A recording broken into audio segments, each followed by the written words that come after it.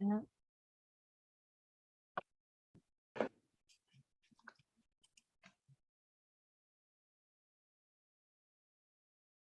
Okay. My name is Rick Leaf. I'm the chair of the Master Plan Implementation Committee. This open meeting of the Master Plan Implementation Committee is being conducted remotely pursuant to Chapter 22 of the Acts of 2022, an act relative to extending certain COVID-19 measures adopted during the state of emergency, signed into law on July 6th, 2022. All members of the Master Plan Implementation Committee are allowed and encouraged to participate remotely. The act allows the Master Plan Implementation Committee to meet entirely remotely so long as reasonable public access is afforded so that the public can follow along with the deliberations of the meeting. The public is encouraged to follow along using the posted agenda unless the chair notes otherwise. Members of the public who wish to view the live stream of this meeting may do so by going to Northborough Remote Meetings on YouTube via the link listed on the agenda. Ensuring public access does not ensure public participation unless such participation is required by law. This meeting will not feature public comment. I'll now take attendance. Julianne Hirsch. Here. Amy Paretsky. Here. Millie Milton. Here. Ashley Davies. Here. Tracy Camerano. Here. Adrienne Cost. William Peterson. Fran Baxter. Here. Jean Kennedy. Here. Jean Cahill. Here. Rick Leaf is here. John Campbell informed us he's traveling. Dario DeMar. Here. Yeah, good attendance tonight. Okay. Well, the main purpose of tonight's meeting is to get a further update as to where we stand with progress on the downtown revitalization strategy and design report. We have Jonathan Law here from Weston and Sampson, our project managers. Anyone else here with you tonight, Jonathan? I'm here all by myself, Rick. Oh, yeah, I forgot also to include Lori Connors. Forget to call your name, Lori, but Lori is here also on representing staff. Anyone else from the staff here, Lori? No, just me. Okay, that being said, I'll turn the meeting over to Jonathan and we'll go through the updates on current progress with the downtown study. Go ahead, Jonathan. Good evening, everybody. I'm trying to share my screen here and it's You should be all set. saying not responding for some reason. Let me try again. Here we go. See my screen? It's saying, Yeah. see it now. So tonight, we're going to go over, I guess the main focus will be what we heard at the first community meeting, which I think if you attended, you would have realized it was a great success. That's my opinion. I think talking to Rick and Laurie afterwards, they were very happy with how it went. And then also give a brief update on the first, the business owner meeting. So there's quite a few slides tonight, so I will stop jibber jabbing and get going. So project schedule update since last meeting. We have an update on the traffic counts. As I mentioned, we'll give an overview of public meeting number 1, overview of the business owners meeting. Then we have some initial redevelopment opportunity idea slides. And then finally, as always, we'll finish with next steps. So here we are on the project schedule, middle of February, if you can believe that. It's kind of crazy. So we've had a bunch of milestones and we continue to move the project forward with the schedule as presented. So as I mentioned, for those who weren't at the community meeting, I thought it was a really great success. We had probably 70 to 80 people. Some didn't sign in, some signed in as one person when 2 people attended. So it was very positively attended by people in town, and that's a great showing to say that people want to make downtown better, not just for them, but for future generations. We got lots of great feedback. I think the sticker idea that we came up with and that people portrayed their ideas with was very successful. It was a simple method of getting their ideas without too much stress, without drawing, without writing anything down, although some people did. So we were really happy with how that turned out. The business owners meeting, about 12 people attended. Overall, again, business owners are interested in invigorating downtown, and they went over some opportunities and challenges of owning a business downtown. Traffic counts were completed, but unfortunately, some of the data was incorrect. So they have to go back out there this weekend and complete or do some more studies for certain areas. So I think we're still a couple of weeks out from getting that information. And as you know, that information is critical. Can we So just, just Jonathan, for a minute, just go back to the project plan? This one? The one I before know, that? the one, The schedule? Yeah, the schedule, I'm sorry. So at the preparation meeting, we always hold a preparation meeting the Monday before this meeting. We got talking about, how this having to wait for the traffic data later than we expected affects the timeline of the project. You can see next to that red line in the middle there where it talks about conceptual design submissions, development scenario submissions. There was supposed to be some of that work done and fed back to us by the end of February, but a lot of that work is dependent on understanding what the possibilities with Route 20 are, and that won't be clear until the traffic data is complete and Weston Sampson can meet with the Department of Transportation and get a clearer idea as to what they could be willing to support as far as any kind of reconfiguration of Route 20 through the center of town. So those two tasks are going to move out further in the schedule than planned. We were talking about sort of what kind of delay do we think we're going to have in the schedule right now because of the delay in traffic data. And, we were talking about at least a couple of weeks worth of delay, although Jonathan mentioned that some of this time could be made up. But I think we just need to be aware that we are going to fall a little bit behind on the schedule because of the lack of traffic data, which then, as I said, limits our ability to get some information back from Mass Department of Transportation, which is important to understand what can be done with Route 20, which is a fairly critical decision factor as to what the whole new downtown might look like. So I just want to make sure people are aware of that before we move on. I just want to see if there are any questions or comments about where we stand with the current schedule and the fact that we've got at least some sort of a delay in front of us right now. Any questions about that before we move on? I have a question. Sure. So you're doing Jonathan, you're doing a traffic count. Does a traffic count include a speed study? So we're not actually doing the counts. The town retained their own consultant to do that part of the project. Counts typically do not, unless you ask for it, include speed data.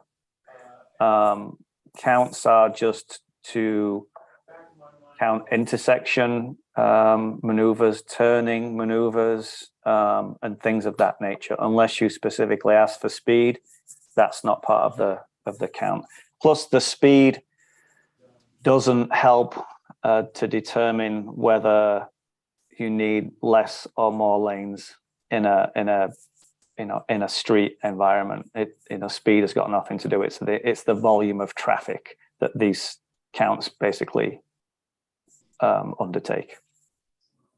Yes, Julie, and I we can engaged concur with that. CMRPC to do the traffic counts for us. They're the ones that came back to us and told us that their cameras were set up to capture the data on the wrong days and certain wrong times in certain places. So they're the ones that are right now redoing the counts for us. And then they they're need to get that- using cameras for the counts because of the time of year. So of course we've had unseasonably warm weather, but typically the wires that you see taped to roads, that's the typical way to do the traffic counts. But at this time of year, they use cameras. So they're definitely not keeping track of the speed limit. It's just the number, the volume and the turning movements at 4 intersections. Any other questions about the schedule before we move on? Once again, just need to be aware right now that we are slightly behind until we get the traffic data and meet with DOT. It's going to be hard to tell exactly where we'll be in terms of the final completion date for the project. It's not a huge delay, but the traffic counts are integral to getting some sort of information back from the state as to what we can do with Route 20. Yeah, and once we get those counts, it's approximately 2 weeks for our transportation engineers to analyze that data. And then we have to reach out to Mass DOT. And, you know, we're hoping that some of the relationships they have can help speed that process along. But as I'm sure you're aware, with a government agency or a state agency, you're kind of at their beck and call. So, but we'll speed that up as much as we can. And is But- it at 3 intersections or 4? How many fingers did you hold up, Lori? Or What are they? Can you tell? I have Main and Church, Main and South, Main and Hudson. And what was the other one? Yep, so we have Main and Church. We have, and just bear with me, I'm going through my emails here. Hudson and South Street.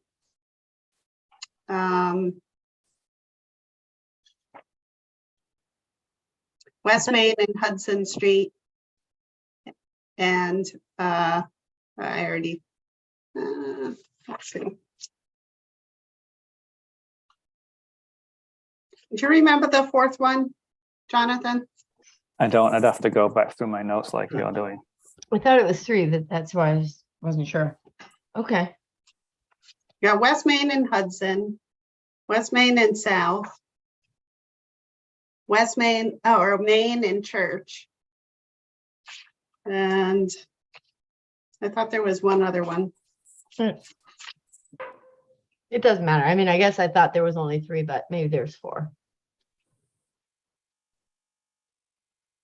But again, it's much better to wait until we have the right information than move things along with incorrect or incomplete data, because obviously that does no one any good. Right. Rick, can I ask a follow-up question? Sure. So is it my understanding then that Mass DOT doesn't care if drivers are speeding through town? The speed doesn't matter to them at all. It's just the number and the turning radiuses or radii? Yeah, the whole point of completing tasks like this, like I said, is for towns and municipalities to figure out traffic volumes that go through certain roads or downtown areas, to figure out whether traffic calming measures can be incorporated. So by that I mean reducing travel lanes or taking out turn lanes and things of that nature. The speed has got nothing to do with maneuverability through towns and roadways. Although speeding is obviously not what people want to see, but it doesn't help with this type of study. I see. Okay, thanks. I have another quick question. It probably doesn't break down cars from trucks either, does it? Just the numbers? Doesn't matter? It could. I'm not sure whether they are doing that as part of the analysis, but it's based on camera footage. So I would imagine that they would be able to identify trucks versus cars. I'd have to look at the scope of work to see if that's what we asked them to do. It was based on the original scope of work that Weston and Sampson had provided to us. So I'm not sure, Jonathan, if you remember you included that or not. I don't recall, but that can be part of the counts. that's something that can be done, because sometimes counts are done physically. People just sit out in the street and count vehicles coming by. So you can have that breakdown. It's just a question of whether that's warranted or not. Is that, Jonathan, something that would be helpful to know in determining, you know, whether it makes sense to work in a sort of a pass around, or, you know, a workaround around the downtown in our plans? Obviously, that's, you know, a big vision, but if we're at all thinking about working around the, you know, for trucks to get to the highway. Yeah, so I mean, based on conversations I've had with people who live in town, I get the idea that it's not just trucks that are taking a cut through downtown. It's a lot of, you know, cars that are going to different areas and trying to connect to other highways. So I'm not sure whether just knowing how many trucks come through downtown is that valuable for this exercise. Okay.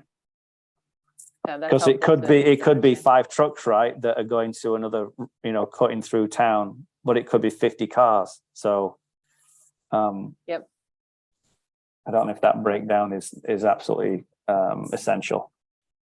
That makes sense. Thank you. Any other questions or comments about this before we move on? Okay, why don't you pick up where you were, Jonathan? So just a few photographs from the night. Like I said, it was a great night, and yeah, people seemed to be really engaged and enjoying themselves. We got lots of great feedback. These were the boards at the end of the night. You know, lots of stickers used, lots of handwritten notes for the 4 study areas that we laid out. So we had 2 maps of each area. Just lots of great feedback. These were the image boards that we placed out, and again, as you can see, lots of feedback on what people want to see here. You know, these images were very beneficial for people to understand, and these were cross-referenced with the stickers, so they could look at the board and then relate that to the sticker and to see what they wanted to place in certain, you know, locations of each study area. So again, this was a great exercise. So when we did the analysis of the stickers and what people wrote in study area 1, most people, again, and what was finding here is that it's very similar to what was divulged in the online survey. So again, people want bars, outdoor dining, parking lots, restaurants, multifamily housing. Colebrook Stream was underutilized area. People want to see bars along there.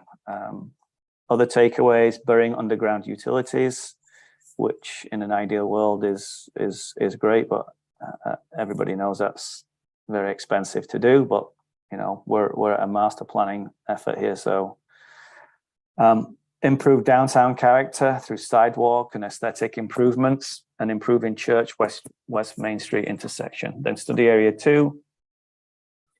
Again, parking was a big thing. Food trucks, outdoor dining, restaurants, green infrastructure, improved lighting.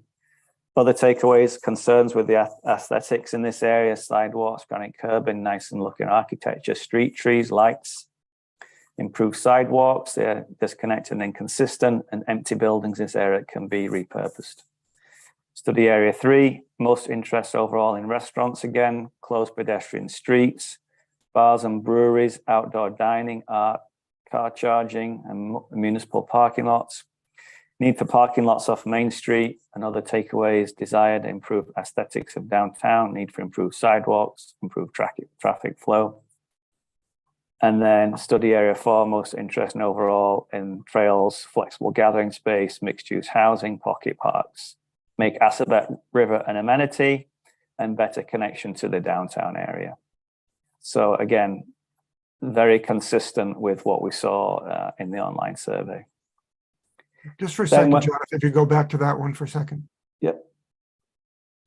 So just to reset for everybody. So study area 1 was the west part of the downtown, kind of down by Church Street on the north side of Main Street. in that general area, kind of where Church comes in and Pierce feeds into Church. So it's the north side of Route 20 and more on the west side of what we're considering the downtown was study area 1.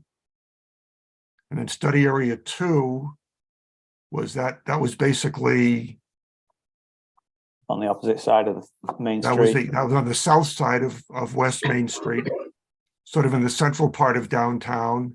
Study area 3 was kind of Blake Street, Pierce Street, that whole section in the center of town on the north side of the road. And then study area 4 was heading east of town down towards the river.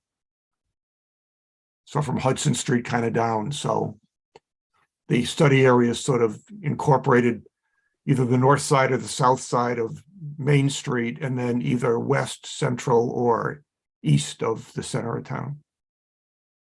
Just to position, again, we had some questions about that. I think when we revisit this with another community meeting, we need to, at the very beginning, I think, be a little bit clearer as to where the study areas are located. We got a lot of questions about that at the beginning of the community forum. So let's remind ourselves when we do a next community meeting to be clear on where the study areas were for everybody. Okay. So then when we analyze the stickers on the image boards, again, general interest in parking, both on and off street, pedestrian streets, lots of interest in closing off streets for pedestrian access only, paved plazas with planting and movable furniture, complete streets, sidewalks, green infrastructure, community preferred traditional site features like traditional benches and lighting as opposed to more contemporary, interest for bike lanes on both streets and food, lots of interest in temporary events like outdoor farmers markets and food trucks, outdoor dining in restaurants, housing. The preference was for adaptive reuse. So as I explained on that night, that's taking an existing building like the old town hall, for example, and turning that into condos or apartments. Traditional architecture was also preferred. Green open space, green open lawns, and intimate garden type pocket parks. Lots of interest in trails along the Assabet. Fountains was some interest. Apparently there's one existing fountain that is out of service. And outdoor fitness and wayfinding seemed less important to people. So last week, RKG hosted the business owners meeting. They couldn't be here tonight at the conflict, but this was a great meeting as well. As I said, we had about a dozen people turn up, including Millie. So there was lots of great feedback from this meeting. Just briefly go over GPS routes seem to increase downtown traffic, makes Main Street a cut through.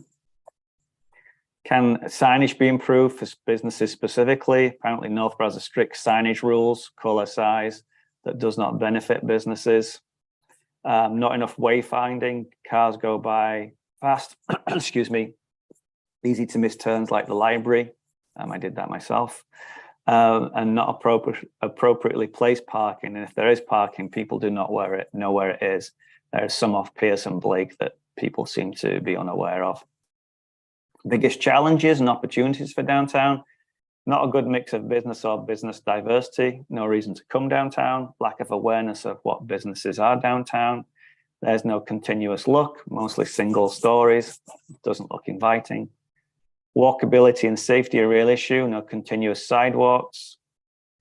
Pedestrian crossing signals don't work or take too long. Lack of trees on sidewalks, there needs to be a reason for people to want to walk somewhere.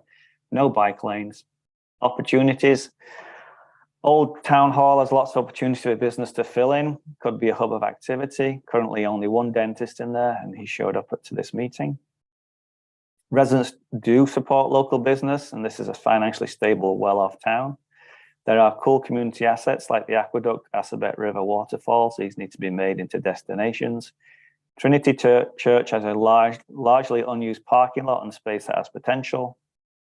Opinion about the business mix or business diversity in downtown. Too many gas stations and auto repair shops. I think we all know that.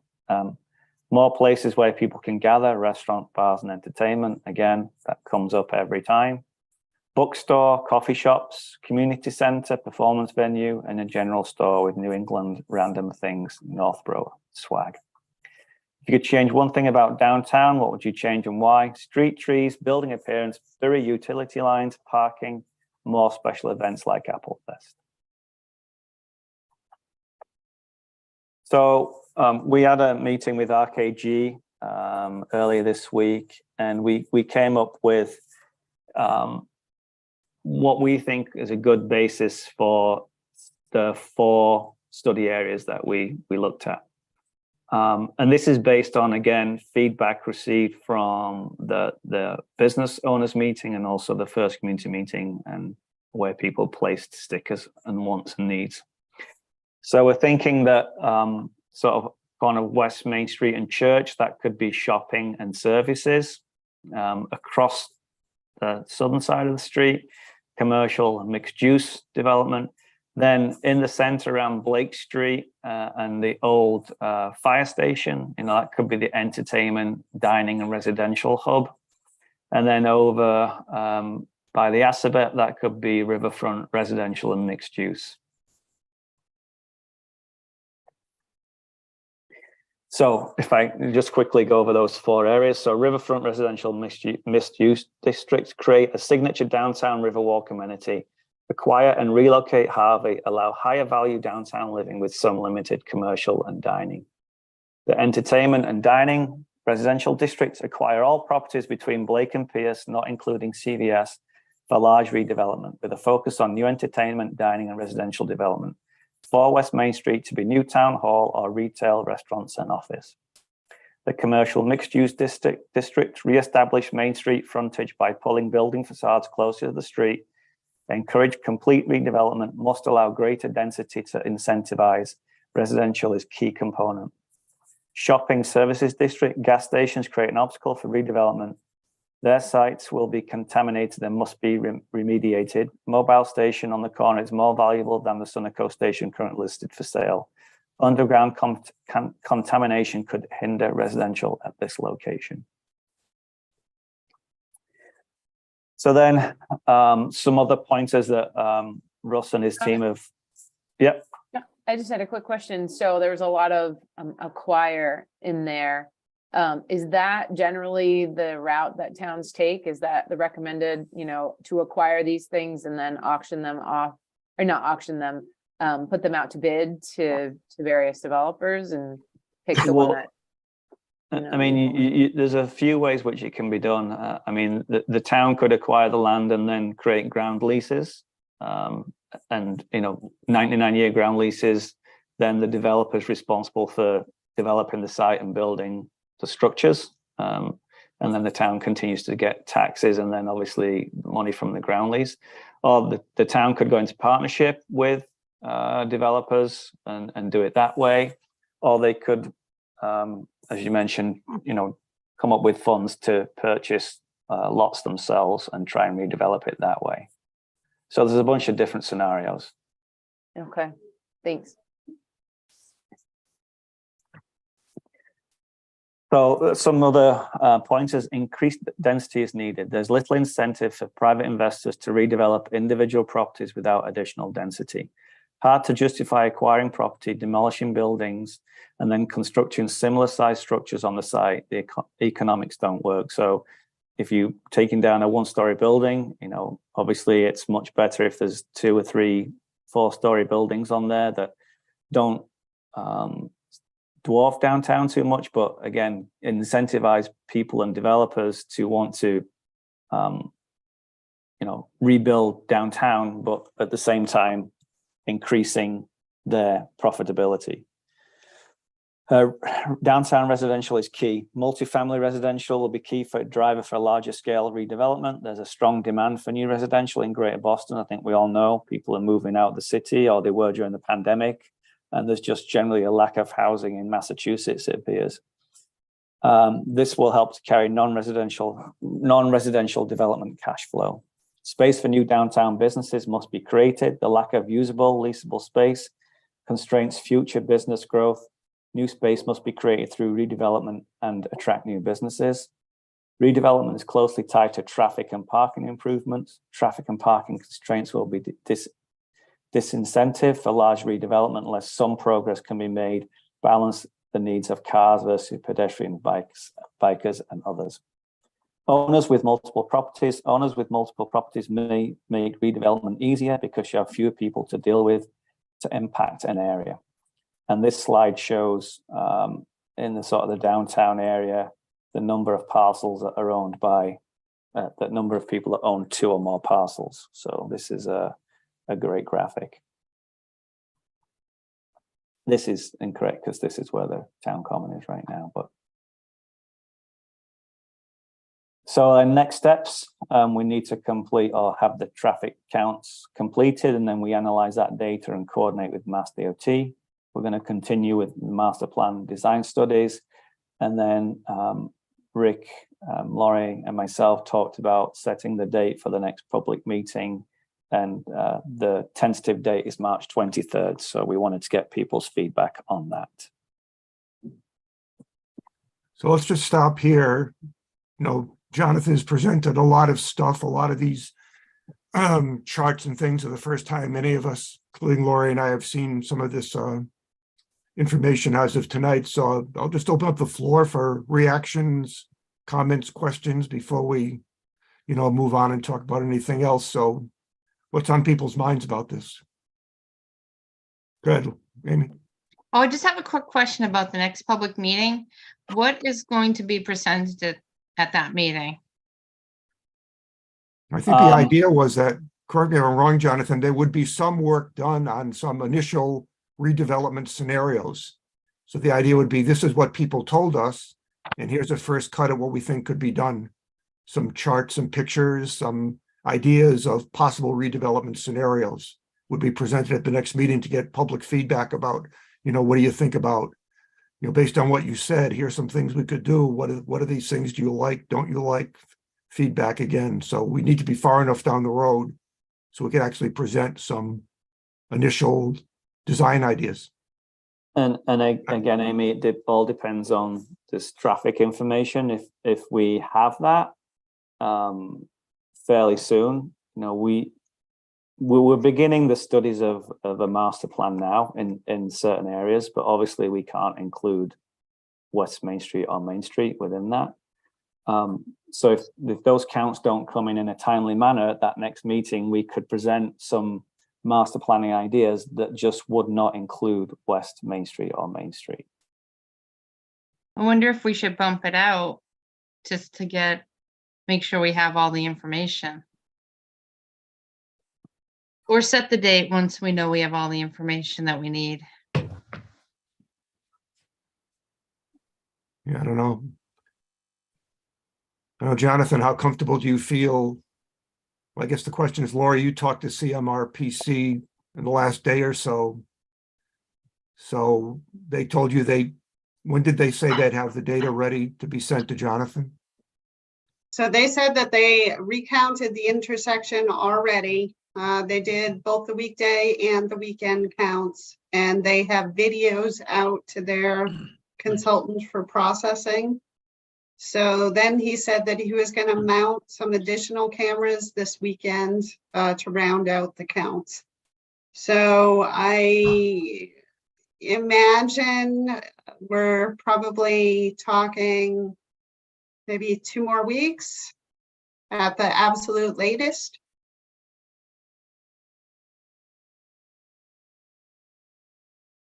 How far in advance of the meeting would you want to get advertising about the meeting out, Laurie?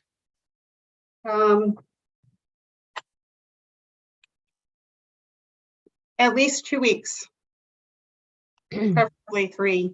So really that, to Amy's point, we're probably not going to know, 3 weeks before the meeting is a week from now, just about. No, 2 weeks because from now, that's the third week in March. It'll just be tight. Yeah. Yeah. It'll be Well, right. I mean, maybe we wait till those counts are in and then determine the date of the next meeting. We do that.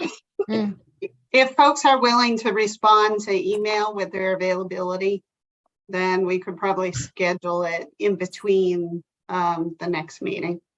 Right, our next meeting will be March 16th, so we're gonna need, we can't wait till that meeting to decide when to set this one. If we think we can do this, you know, the last week in maybe March 30th or some other date, whatever it's gonna be, but.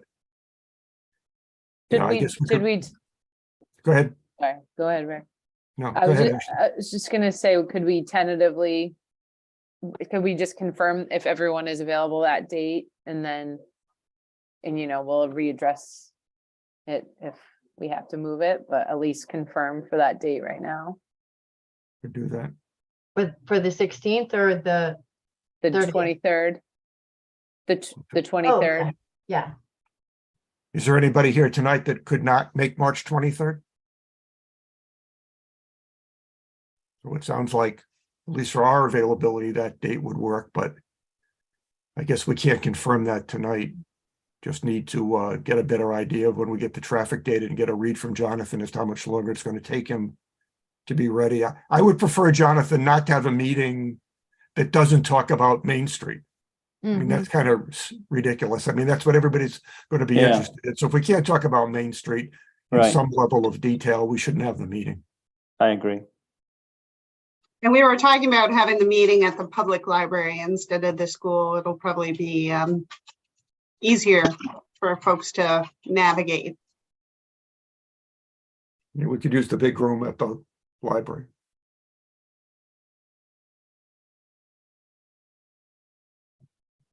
Okay, so for this particular point, I think what we're decided on is that we're available for March 23rd. We need to get a better feel for when the traffic data comes in and get a read from Jonathan as to when he thinks he could be ready. And then through email, we can communicate other dates and get confirmation and finally, have enough lead time for Lori to advertise and get a room kind of thing. So we'll leave March 23rd on here, but it's seeming like based on the timing of traffic data, unless things really happen in a hurry, March 23rd may not be viable, but for now we'll leave it up and we'll decide to move that once we have a better idea of what's going on. Other questions or comments about anything you've heard tonight about, any of this feedback, some of the ideas that the RKG has come up with, they're the market analysis people. So most of the stuff that Jonathan talked about in the last few slides all came from RKG. They've got quite a bit of experience working in these, downtown design projects from a business and standpoint. Rick, this is Fran. Can you hear me? Yes. Go ahead, Fred. Yeah. Okay. Two things. One, just need to make sure that the library would be available. So we may want ourselves in on the 23rd before a room is unavailable. I have to say, I'm really impressed with what they got out of all those stickers and scribbling on those maps, because it certainly seemed a lot more chaotic to me than what he just presented. So that was fabulous. And I don't think there are any real surprises. I think it really does.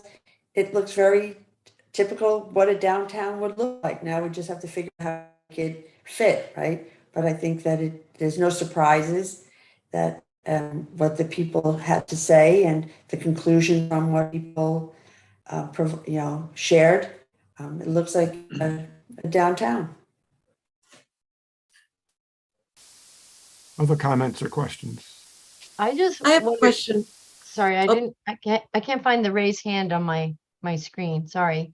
Go ahead, Mel. You just do it the old-fashioned way, Millie. Is the format going to be the same where people are you're getting feedback, or is this information to people only? At the next meeting, Mm-hmm. I think it's a combination of both. I don't think it's going to be like the last meeting where it's just feedback only. Obviously, I think we've all agreed that this meeting we shouldn't have this meeting without the traffic data and being able to analyze and perhaps redesign part of Main Street. So the goal of this next meeting to me was to come up with an outline master plan that we present to people and we get their thoughts and ideas on that. But it won't be like people look at this section and that section and put stickers here and put ideas and thoughts there. No, I think the stickers have served their purpose. So like I said, Okay. from that information we gathered, Yeah. and these, Okay. let me go back to this. These 4 districts, we'll call them, will develop master plan for these areas. And then, perhaps there's, precedent imagery to talk about what these districts might look like. And then, the beginnings of a master plan that we want to get people's feedback on. Okay, the only thing I was going to say is that I know on the last setup that some people didn't feel like they had enough stickers in their spot, but they also ended up putting stickers in other places that weren't really in the region of that particular study area. So they were a little mistaken about where their stickers should go. So if there's a way to sort of minimize that. Yeah, we printed 60 sets of stickers. And, we weren't anticipating that many people showing up, which is a good problem to have. But like I said, I don't think that problem, threw the feedback off, because it still matches what people put on the online survey. So I think we're still in good shape with with the feedback that we received. Mhm. One thing I'd like to get people's input on it. One thing that the March 23rd meeting was good, because we'd have if we could do it on March 23rd, on the 16th, we have our next scheduled meeting. And one thing that we as a committee could get is a preview of what's going to get presented at the community meeting, which I think now we're talking about design concepts. I think we'd want to see that as a committee before it went out to the general public and get some feedback on it and ideas. So if we have to move the next public meeting beyond the 23rd to some other date, and Jonathan's not ready to give us kind of a preview of what these design scenarios are going to look like, at the 16th, we might want to talk about scheduling an interim MPIC meeting in between the 16th of March and whenever the next community meeting is going to be, just so I think we all get a chance to see what's going to get presented there. I think my feeling would be we ought to see that before it goes out to the general public. Do people think that's a good idea? Yes, I do. I do. I do. All right, then I think we need to be prepared that we may have to have in between our March meeting and our April meeting, if the community meeting falls in between those two, at the March meeting, we'll probably have to find a time to get us all together again to do a review of what's going to get presented. Maybe let's we just can sort of- just bump Go ahead. our meeting to the 23rd if everybody can make it. If he isn't ready on the 23rd, we could just bump our meeting versus having 2 of them. That's a possibility. I guess it's going to depend on what else is going on. Are there other things we need to discuss a month from now? So I guess, okay, another view of this could be, Ashley, you and I and Lori and Jonathan can keep track of what's happening. And if we feel that there's nothing particularly critical to talk about on the 16th, and the next critical thing to do is to see the initial design concepts before the public meeting, we could communicate back to the whole committee that we're going to reschedule the 16th meeting to a different date and just do one meeting. Yeah, I think everyone should just hold the 23rd for now anyway, because we may have a public meeting, and if we don't, we may have a MPIC meeting. So that would be, if everyone can just hold it, if possible, that would be, then we have the flexibility to do that if we need to. Mhm. Okay, good idea. Can I ask, Go ahead. yeah, can we get a copy of the slide decks just so we can kind of zoom in on some of the features? It was hard to see all of the legends and details. I can absolutely email that out. That'd be great. Yeah, every presentation is emailed to Rick and Laurie, so you can get a back copy of all of them. Well, we're gonna put all that information somewhere on the town website where we could access it. Yeah, that's my goal. Unfortunately, I've been so busy lately, I haven't had the time, but when I have a free moment, hopefully in another week or two, I will be able to put together a little bit of a narrative, and then we can upload all of these slideshows. Great. Okay, I mean, to be honest, these presentations are instructive, but they're very difficult to read, and it's impossible to analyze it because, you know, we go slide to slide and then they sort of go off to another topic, and the data is not available until it's either on a website or somebody emails it to us. So the more information and the more ways we have to get the information and look at it, the more informative our questions and analysis can be when questions are asked of us as a committee. Mhm. Okay, we'll try and do a better job of in advance of the meetings. If we have slide decks like this, getting out to you in advance of the meeting. Yeah, perhaps Weston Sampson can just send it to the whole MPIC, and then we have it. Yeah, we generally don't get the slide deck until the day of, just so you know.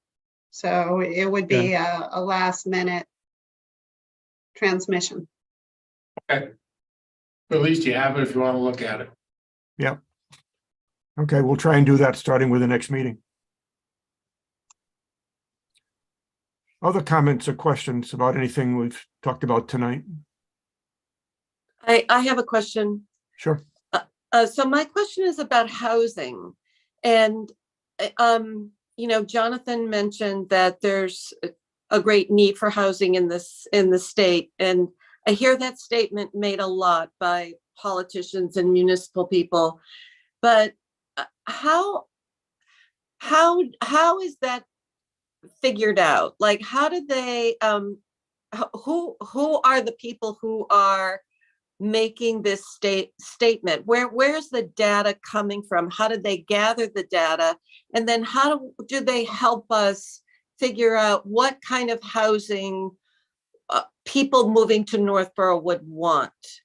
For example, do they want townhomes? Do they want tall apartment buildings? And then beyond that, how do you figure out how many units you build without overbuilding or underbuilding? I can answer a little bit of that. So in pretty much all of the most successful downtown redevelopment schemes include a housing component. So right now, Northborough Center is very auto-dominated. And the reason why it's auto-dominated is because the town is kind of sprawly. So you don't have services and retail within walking distance to most neighborhoods.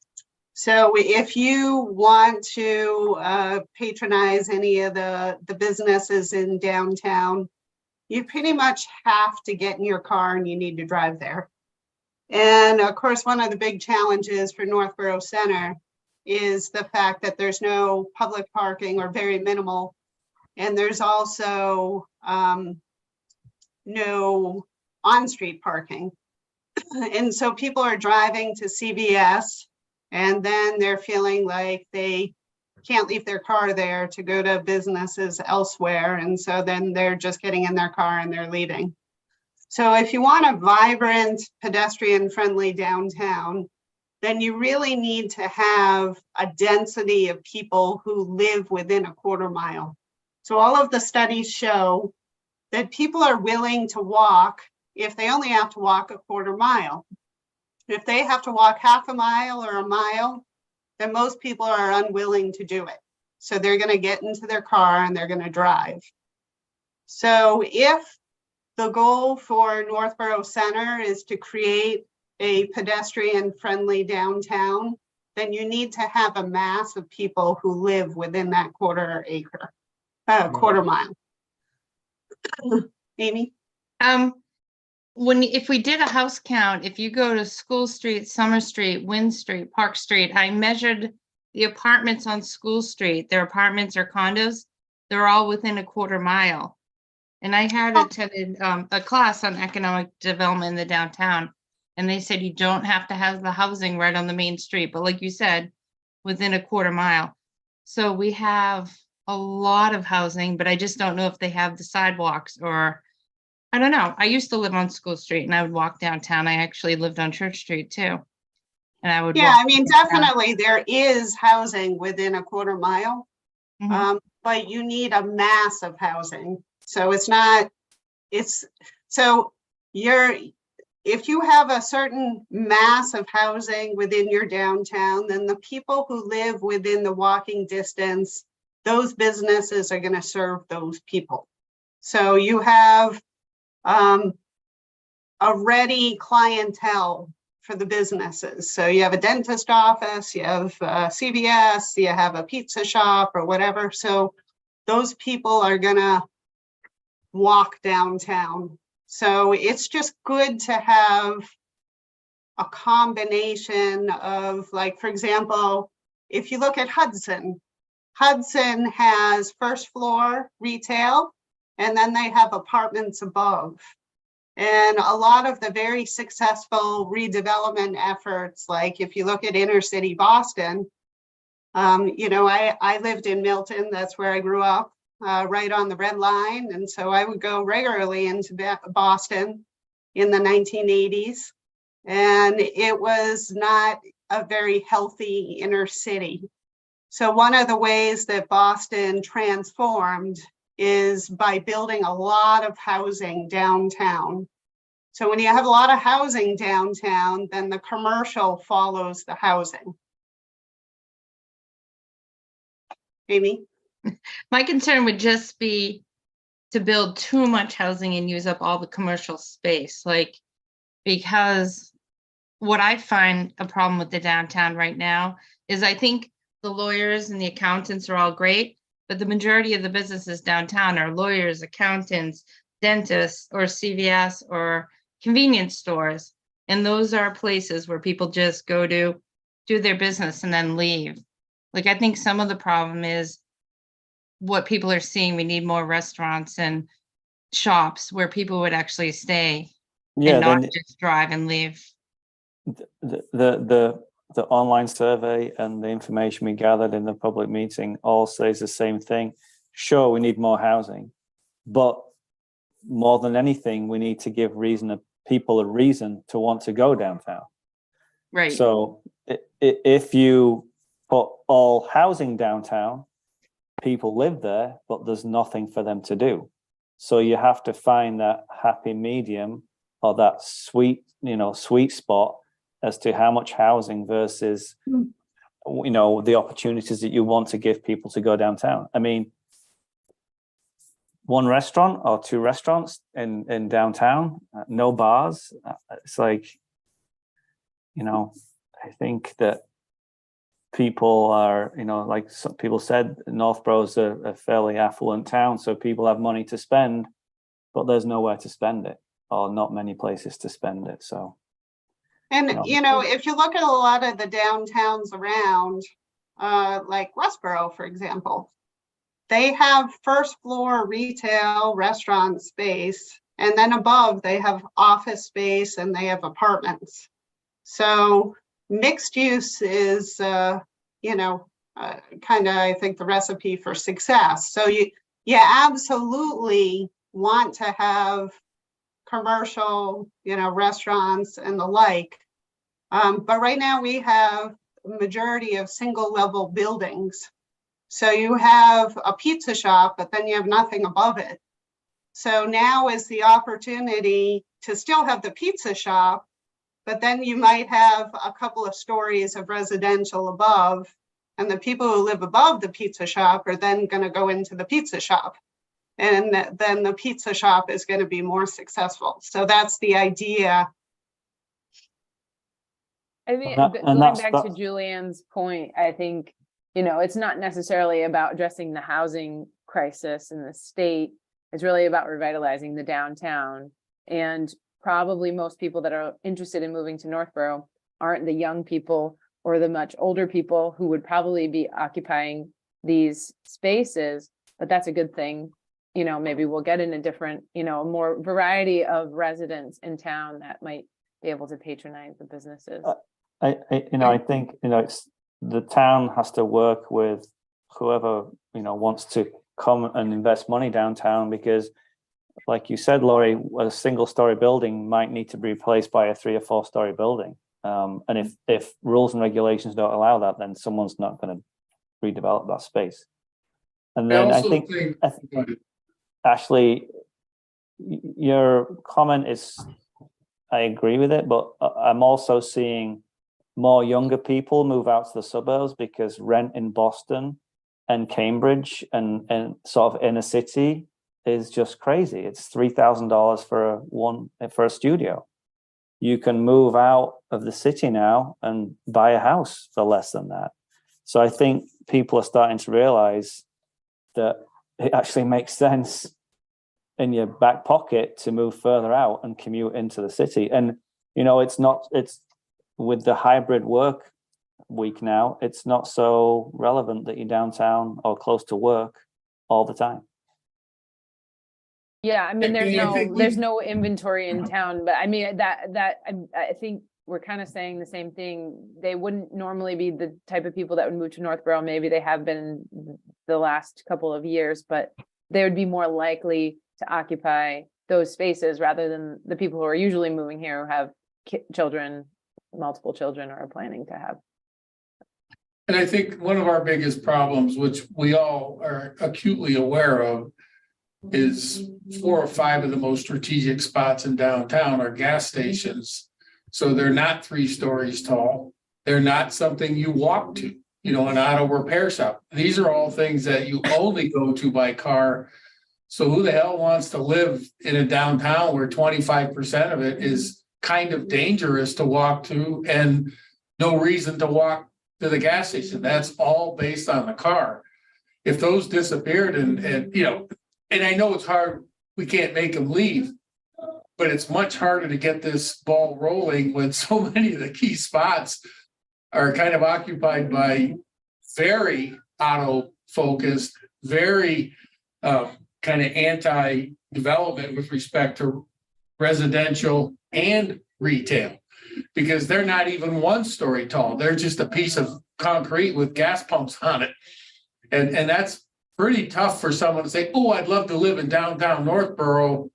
Which gas station do you want to live next to? And so that's a big one for us. And we're all aware of it, but somehow we got to tackle that one, with anything else we can do that is in our control. But that's a real toughie for getting started here. Other comments or questions?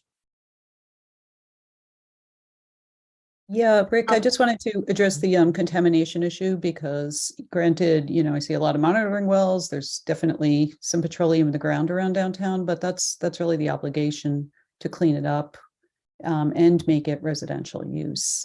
So I don't think that should be a barrier to considering potential future uses of those properties. Even if there is contamination in the ground, we can certainly still do mixed use residential. I mean, Bolton is a great example. I mean, it's not residential, but they did buy a gas station downtown. They cleaned up all the contamination and they made it into a really vibrant community. Town Common, which is great. But Where was that, Ashley? Bolton. Okay. Yeah. I know a lot of things on the gas stations that say you can never actually use it for residential. That's one of the tricky parts with that. Jonathan, have you ever worked with anybody who has revitalized a gas station? Okay. I have not. No. I actually do that work, so I can show you examples of former gas stations that are now residential.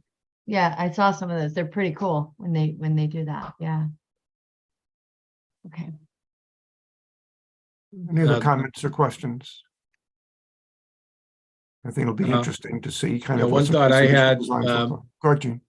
Now that Jonathan has sort of developed 4 conceptual land use areas, we need to look at what the underlying land area is and what its capacity is. And to a certain extent, that will help address the questions that Julianne had.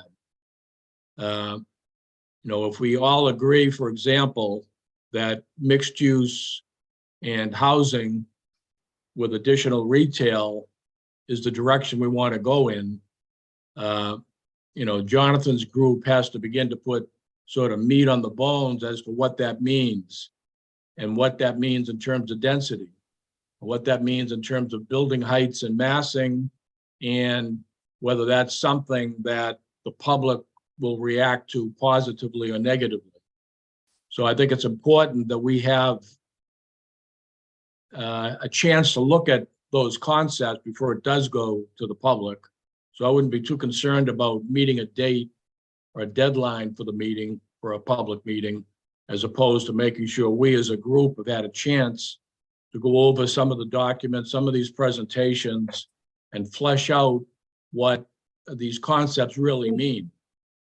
It may be a situation where there really isn't that much land, physical land in this study area to support the X number of housing units at the height that will help contribute to supporting an increase in restaurants and other retail uses. So that type of step down into that type of an analysis is going to be important and useful to help us flesh out what it is we really want to see and can support. I think that's a I assume, great point, Jonathan, Jean. I assume, and Jonathan, I your think- work is going to be going in that direction, right? Yes.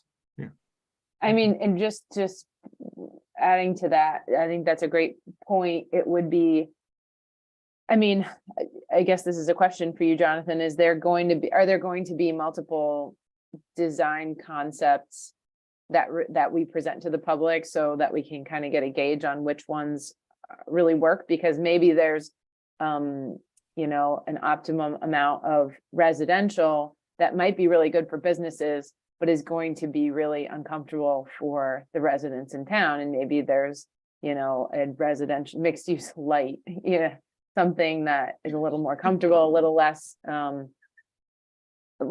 a huge change to the look of downtown in terms of the height, but just curious. There won't be multiple master plan options, no. Okay.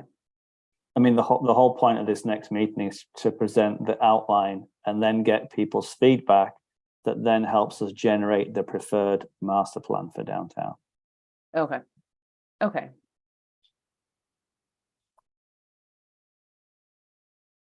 Any other comments or questions? Just Yeah. want to, Rick. Yep.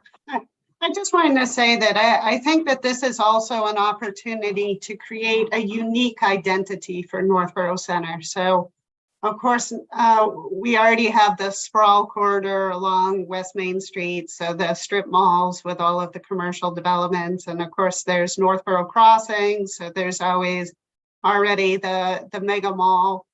And then Northborough Center is kind of, sprawly currently, but there is the potential to make it unique in Northborough. So there's no other place in town that is like it. It's got a character all its own. So I think I'm really excited about it. I really can't wait to see what Weston and Sampson comes up with, because I think that this is a really exciting opportunity for the reinvention of downtown. I agree. Yeah. I think once again, at this point in the proceedings, I think we have to, continue to work on the possibility that anything is possible at this point, and, start to work our way from there at this point. We're sort of moving out of the data gathering stage. Once we get this traffic data collected, we'll sort of be done with data gathering and sort of get to, I guess, the fun / challenging part of, okay, so now what could we actually do? And as it's been brought up by a number of people here today, what are we actually comfortable in doing? But, at the beginning of this whole thing, when we engaged Weston and Sampson, we said, at the beginning, no holds barred, give us what you think is the absolute best thing we could do to do what Lori said, make this a real destination and different and fun for the town. And we'll see what that looks like and what we can actually do. So we're still just wrapping up kind of the initial phase. The design phase comes next kind of thing. I think I agree with Gene. You know, we shouldn't force ourselves into artificial date to get something done if there's work that needs to be accomplished and if there's reviews our committee have to do before this goes public. We just need to do our homework before we have this next public session. Yeah, I mean, I think the worst thing we can do here is rush things and get something that we're not happy with, and that ends up going out to the residents of the town, and it has a negative effect rather than a positive outlook that we're looking for downtown. Mhm. Okay. Just want to bring up a couple of the things that are going on sort of on the periphery of what we're doing and what we're doing about them. You're probably aware, if you're not, I'll tell you that the town is currently recruiting another committee to try and decide what to do with the town offices. Now that 4 West Main Street is going to come back into the town's possession, a committee is going to be formed to talk about, should the town offices stay down at the old high school? Should they move back to 4 West Main Street? And depending on what they decide to do, what happens there. And I talked to Mitch Cohen, I said that, that work can't go on independent of our work. 4 West Main Street is integral to the downtown. So there's got to be some interconnectivity between what that committee is going to do and what we're doing and what Weston Sampson is doing.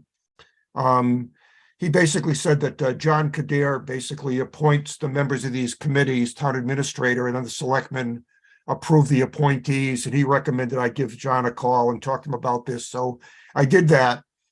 John's recommendation was that either the chair or the vice chair of our committee ought to sit on this town offices committee to make sure there's discussion going back and forth, and that there's an understanding that whatever's going to be decided about where to place the town offices integrates with what this committee and Weston Sampson are deciding to do about the downtown. So I talked to Ashley about that, and she's interested in joining that committee. So unless there's some major objections, I'm going to recommend to John that he consider Ashley as our representative on the town offices committee. I just wanted to give you guys a heads up about that. I think that'll be a good move, and we'll make sure we have interconnectivity between what they're doing and we're doing. And anytime Ashley wants to raise a red flag to say, listen, guys, that's not kind of going where everybody else is going, or we have to rethink all of this, she can be our point person on that. So I'll get back in touch with John tomorrow and let him know about that. And then we'll work jointly with the town offices committee. The other committee that's being set up is a traffic safety committee. I think a committee has been appointed to try and decide what this traffic safety committee ought to look like. But that sort of got my antennas up that there's going to be another group of people in town studying traffic. And obviously we're intensely interested in the traffic in the center of town and what we might want to do about it. I was talking to Lori about it. She's not completely plugged into that, but Scott Charpentier, the DPW director, is going to get involved with all of that. So I'm going to send Scott an email tomorrow and just let him know again that find out what they're doing and what interconnectivity has to happen between our committee and any committee that's going to get formed to look at traffic, especially if that committee is going to be looking at traffic in the center of town, because that's got to integrate with whatever Weston Sampson and Mass DOT think might be a good idea for the center of town. So that's another committee that I think is in the process of being formed that I don't think can work independently of what we're doing. So I'm just going to put a bug in Scott's ear tomorrow. And, if I hear more about that or something that we need to be getting more involved with, I'll communicate back to this committee. So between the town offices committee and the traffic safety committee and the master plan committee, there needs to be the left hand and the right hand need to know what's going on here. And I'll sort of stay in the middle of that, and we'll just see how we manage that going forward. I don't think the town offices committee hasn't been formed yet. They're still recruiting for that. And I'm not sure where this traffic safety thing stands, but I'll find out more about that. So just be aware these other two committees are either formed or going to be formed, and we need to make sure that they're not independently recommending things that are contrary to what we might want to recommend. Go ahead, Mel. Is there anything that mentions an economic development committee, or Jonathan, have you worked with other economic development committees or towns that are proposing them? I have not, no. It's usually towns and usually hire someone like RKG to do that for them. Okay. I know there's been when some I- talk about some people would favor having an economic development committee. I've heard some talk about that, but I'm not aware of the town actively recruiting for that right now. Laura? But I would echo with Millie, I think that's a really big piece of who we're recruiting for businesses, what Mhm. direction we're heading, and how this all comes together moving forward. And I think that's made a big differences in the towns around us in the last 20 years that they've invested in that, Marlborough, Hudson. And in the last 20 years, we Mhm. haven't done that. And I think it shows exactly why we are where we are and where they are at where they're at. So Mhm. I am a huge proponent of Absolutely. having some direction in how we're recruiting the businesses in and what we're looking for, whether it's retail, restaurants, whatever it is, that there's some collaboration with that and direction beyond a small committee of people wanting, but that somebody's actually paid to do it and make it Yeah. happen. Yeah. Crucial. Yeah. Crucial. If I Lori, go ahead. can, I did actually work for a community that did have an economic development committee. That was the town of Groton, and they weren't very active, I will admit. Part of the challenge is that you need to have staff support typically. And so that means hiring an economic development director. So the communities that are the most effective have a full-time staff person or even a part-time staff person who is charged with that responsibility. Okay. Yeah, I mean, that's what Tracy's saying, invest and I pay think that's some- part have of our someone town. who's I think that's paid. part of this Yeah. committee is recognizing that that's a key investment to moving forward. Yeah. I mean, it tracks with what came out of the master plan, I think. So. Mhm. Do Okay. you think, Jonathan, that's something that either you guys or RKG would consider considering part of the recommendation of this plan for the town to at least consider having a position like that? Yeah, sure. I mean, I'll talk that over with Russ. Obviously, he's more educated on this subject than I am, but I mean, I don't think it can do any harm, right? So I'll talk to him about that. Yeah, see At what he least this says. gets us away from more pizza, more nails, more gas stations, and gets back to what people want. And it's retail stores that are enjoyable to shop at and get people to stay. Mhm. The town of Air has very successful economic development programs. And what their economic development director does is he actually plans year-round events focused on the downtown. So they have a number of different Apple Fest similar type events.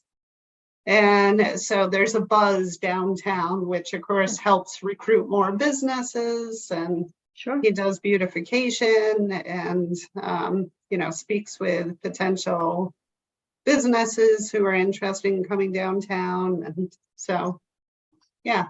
And so there are a lot of great models out there. I know the town of Grafton also has an economic development committee, but they do not have an economic development director. So I'm not sure how effective they are. I think the paid position proves that it's a little more effective, a Mhm. bit more effective than a committee. Okay.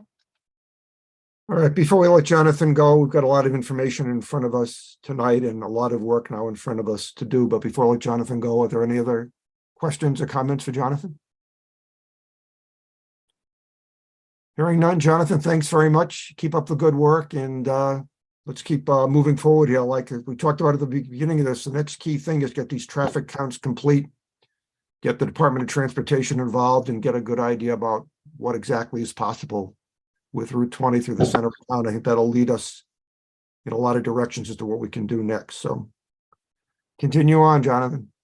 Thank you. I think if this is a sign that my kids haven't killed each other yet, then the project's moving in the right direction. Thank you. All right. Thanks so All much, right, good night, everybody. Jonathan. Have a Thanks, good night. Jonathan. Bye. Thank you. All right, next item on the agenda is to get an update from Lori on Complete Streets. She did send us the approved prioritized list by Mass DOT. I'm not sure if everybody got a chance to see that before the meeting tonight, but some interesting things on there. So Lori, why don't you give us an update on that? Yeah, so I don't really have much new to say since the last meeting. At the last meeting, I reported that we had received a number, about a page of comments from Mass DOT for ways that they wanted us to adjust the prioritization plan. So we worked with the consultant to address those comments. Those were filed, the updated plan was submitted back to Mass DOT, I believe, the end of January, and the next day we received our final approval. So super excited. We are now considered a complete streets community, so we are now eligible to apply for that $500,000 in grant money. So thank you for all of your assistance with that. Once again, we ended up with 24 projects overall. If you recall from the last meeting, we ended up having to combine the Aqueduct Bridge project with the Aqueduct Multi-Use Trail project because they don't fund bridge projects. And since that time, unfortunately, we did receive word back from the MWRA. And at this time, they are not supportive of converting the aqueduct into a multi-use trail. They will not authorize the paving of the trail, nor will they authorize stone dust at this time. But hope springs eternal, so we're not giving up. If I'm still here 10 years from now, we'll probably be knocking on that door again. Possibly their philosophy will change and we can revisit at that time. So, Lori, were there reasons given for that? Why? well, of course he had to, so our contact had to bring it up the chain. And I think the overall concern was the weight that would be on top of the pipe. So, and also I'm sure it had to do with, they said the transition. So there's some areas where it would have to be grass because of environmental issues. So they were concerned about how the transitions would work between the various types of surfacing. So they decided it'd be much better just to keep it grass. But we're still proceeding with the Aqueduct Bridge project. Finally got the signed contract, so we should be having our initial meeting within the next couple of weeks. And, you know, there's nothing I think that would prevent us from, you know, creating some better signage for the trail. It's still usable as it is. So maybe we'll have some other ideas about how to make it more appealing and used by the community. When I read the information you sent out this afternoon, Lori, I was pleased to see that the first 7 or 8 or 9 high priority projects all were related to doing sidewalk work in and around the downtown, filling gaps that we had talked about. A lot of things that we talked about in this committee got put at the top of the priority list. So is it true that that's the order in which they'll be done? If we go for funding, we're going to go for funding for number 1 and then number 2 and then number 3. Is that how it's going to work? No, not necessarily. So it will really be based on what project is shovel ready at a particular time. So of course, through this effort, there's going to be a visioning put forth, map for the downtown. So then we have to decide amongst ourselves what the phase 1 project is going to be. So it doesn't necessarily have to be number 1 on the complete streets list. It could be number 4 on the complete streets list, and that's fine. So the complete streets program only funds shovel ready projects. So if number 1 isn't shovel ready and number 4 is, then, and that's the project that we submit, then that's fine. So in the case of Millbury, when I went through it, the first project that we submitted for funding was project number 4, and that was the first project that was funded. It was shovel ready because it made sense from a different perspective that that was the one that made sense to do next in town for whatever the reason was. Shovel ready just means that's the one you feel you want to do next. It was because that was the project that I chose as phase 1. So the reason why I chose the phase 1 project is because of what the various grant programs were funding at that specific time. And at that specific time, they were funding non-point source pollution mitigation, and they were funding open space projects. And so I wanted to transform the town common. And so I was able to leverage a variety of grant sources. So I chose my phase 1 project based on the area that was uphill of the Blackstone River, honestly. So the conversation, of course, now when we were going through the visioning process, it was too early to say which area of the downtown we wanted to tackle first. So that's why I had articulated to you folks that I thought it was really important that we, if the goal is to do a downtown revitalization project, then we want all the aspects of downtown revitalization to be rated within the top 10 list. Yeah. So the order is kind of irrelevant, other than they like to see projects that are highly ranked. So let's say, for example, that let's say the first thing we think we want to tackle in downtown is doing something with Pierce Street and Blake Street. That for some reason that the chance for redevelopment is greater, or there's some owners there that are willing to consider selling or redeveloping their property. There's a way to increase parking. That's a whole area that could be a good beginning point for the downtown. So if that's what we decided, and part of that was, I see in there that there's, redoing of the sidewalks on Pierce and Blake and all of that, that might make sense to go ahead and sort of move that one to the top because it fits into what we want to do first in the downtown. Yes. The important thing is you really want to take advantage of opportunities as they present themselves. Like if, for example, somebody were to come in and buy a couple of properties on Blake Street, and they said, hey, I want to do a mixed use development. I want to do this first floor retail, and I want to do multifamily above. I want to do 3-story buildings.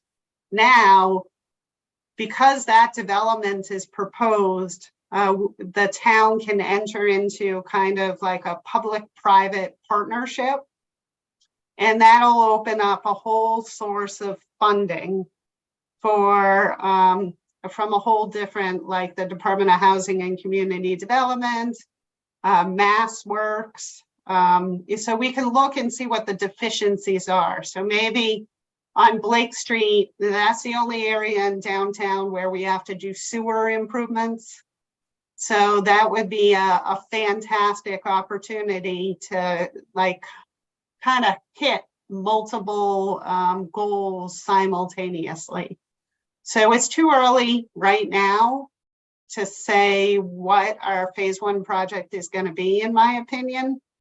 I think we have to wait and see what Weston and Sampson comes up with. We need to see what the opportunities are. Of course, we have a new governor now, so the funding programs are going to shift. So we have to see what the type of grant opportunities are that are available. If we want to fund this with grant money, if the town is going to pay 100% of the cost, then of course that's less of a factor. So I think we should just kind of wait and see, and then be prepared to shift if an opportunity presents itself. Any other questions or comments for Lori? I think if you haven't seen that list she sent out to us tonight, you ought to take a look at that. Like I said, I was very pleased to see that most of the stuff that we had talked about is ranked right up there at the top of the priority list. So even though that doesn't mean, as she said, number one gets done first, I was pleased to see that a lot of things we feel are important for with considering are on the list in a good place. So that's a good thing. Lori, I do have a question. It regards the number 10, which was to stripe for bicycle use, 135. And I think that is completely untenable. And I'd really want to see a traffic study committee look at that, because if you've ever biked on that road, you realize it is completely unsafe. It's traffic. There's poor sight lines. There's trucks going by. There's no shoulder. And I would not allow a child I wouldn't want anyone to bike on that stretch of road, regardless of whether it's striped. It's also 8,900 feet of allocation for a bicycle to take the lane, which doesn't work anywhere. Usually in cities, they'll have a very short segment where you can stripe it for bikes and then you're back on a bike path, but you can't do 2 miles of like a bicyclist taking the lane and a truck waiting behind them. So I just really want to see that one point considered more fully. Yeah, I don't think that that's really on the radar for the near future. Lori, I have But it got a lot of votes, so it got a lot of votes. That's why it's on the list. I think if people bike it, they have to bike it to know that it's what it's like, because I agree with everything else, but that's one I really take exception to. I agree with her. I Yeah. would never ride on it or let my kids ride on that with a line. Lori, I Anything have a else, Paul? question about the building of the sidewalks.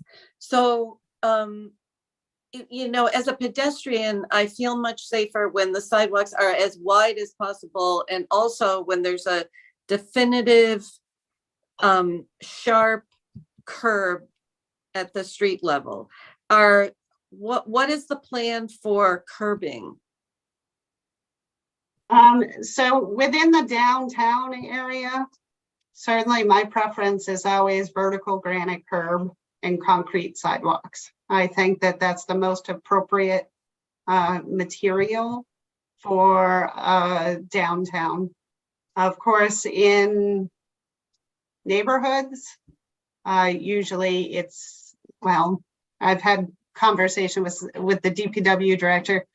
The cost of vertical granite curb is very high. I always like to see developers install vertical granite curb in subdivisions, but Northborough really isn't building subdivisions these days. The new housing development that is occurring generally tends to be on scattered lots. Only a few homes get built in Northborough per year. So if you have berm and asphalt sidewalks currently, then typically new sidewalks in neighborhoods will be asphalt sidewalks and berm. But I can't really envision that we're going to use Complete Streets money for any suburban neighborhood projects, because we're only allowed to hit up Complete Streets once in 4 years. So 500,000 might do one phase of the downtown revitalization project, and then it'll be exhausted. So there is unlikely to be money for suburban sidewalks from the Complete Streets program anyway.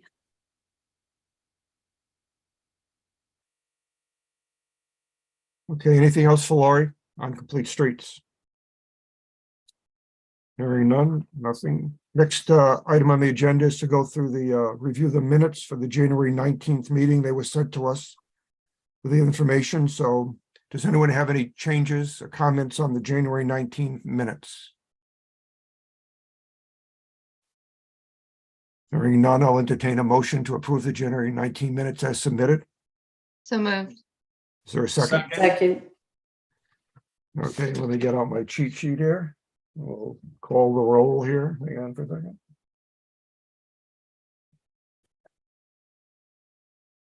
Okay, Julianne, I have to,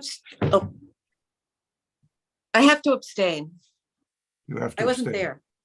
Oh, okay. Amy, Aye. Millie, Aye. Ashley. She had to leave.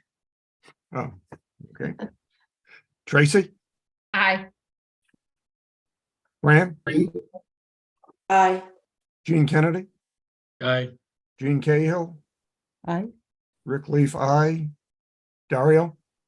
Aye. Okay, so the minutes are approved as submitted.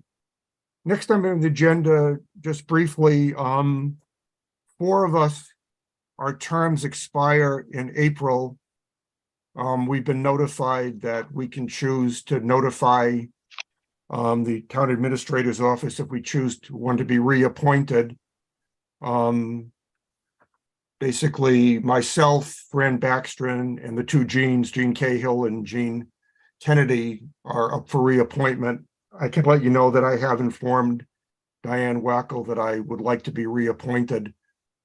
I'll leave it to the 3 if you want to say anything, if you've made a decision yet or not, or whatever. But there could be some number of us changing or not, depending on who wants to be reappointed and not reappointed. But just be aware that 4 of us are up for reappointment as of the end of April. I did the same thing. I just submitted a request to be reappointed. Okay. So we'll see if we're reappointed, and, you know, Fran and Jean also have that decision. So we'll see after the end of Well, April. Rick, oh, I'm Yes. sorry. So, I mean, I'll just say, since when I was appointed, it was for 1 year, the intention was to assist you and the committee to transition from the steering committee into implementation. It was a long year. I think it was appointed in like December of 21. So I did not ask to be reappointed, and not because I don't appreciate the work that you're all doing. And I imagine as a resident, I will continue to participate. But I did say that it would be a 1-year transition appointment. So now it's up to somebody else to step up and see if they'd like to play in the sandbox with all of you. All right. Completely understandable. Thank you for everything you've done, Fran, on the master plan committee and this committee also. I'm sure we'll hear more from you. Thank you, Fran.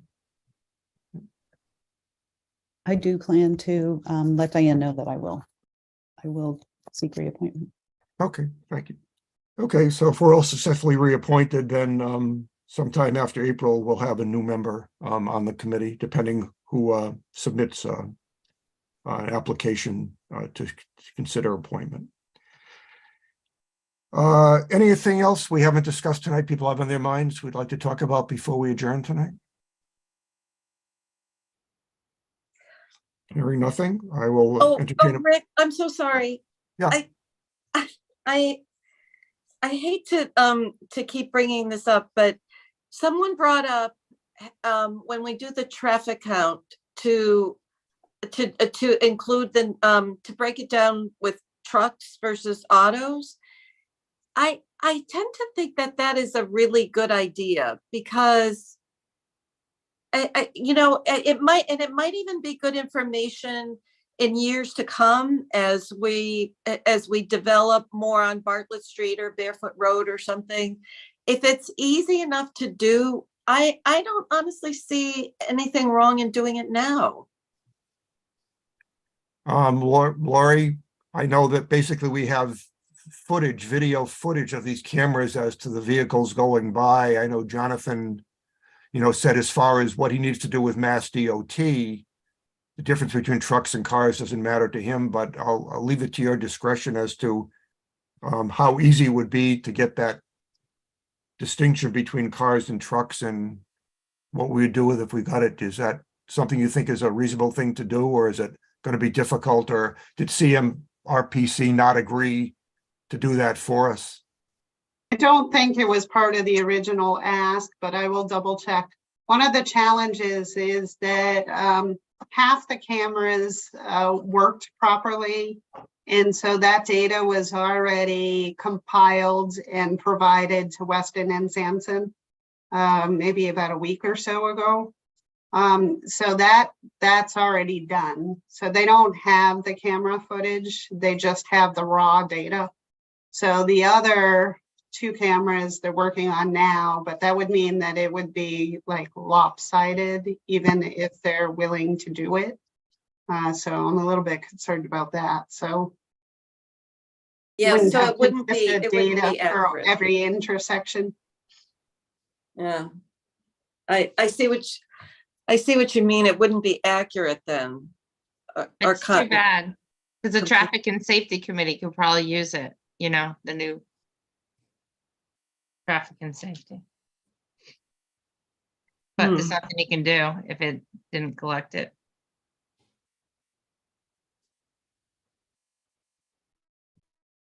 Like I said, I'll double check and see what the Weston and Sampson scope was. And I'll report back. Okay. Anything else? Our next meeting, well, now we're tentatively scheduled to meet March 16th. I think, as Ashley said, we should keep March 23rd open. And we'll be a little bit fluid on the next meeting date, depending on what we hear from Jonathan as he gets the traffic data and when he thinks he's going to be ready to present kind of what this initial development scenario looks like that we can review before we have a public meeting. So let's, I think for now, if we can leave both of those Thursdays open, I mean, it may turn out there are other things we need to discuss on the 16th, independent of looking at the first initial development plan, or it may turn out that that's really the point of our next meeting and we could defer it until we have the data. So I'd say if people are able at this point to leave March 16th and March 23rd available, and we'll communicate as we hear more from Jonathan as to when we think the best time to meet again will be. And having said that, I'll entertain a motion to adjourn this wonderful meeting. So moved. Is there a second for that? Second, I'll second that. Okay, Julianne, Aye. Amy, Aye. Millie, Aye. Tracy, Aye. Fran, Aye. Gene Kennedy, Aye. Gene Cahill, Rick Leaf, aye, and Dario. Aye.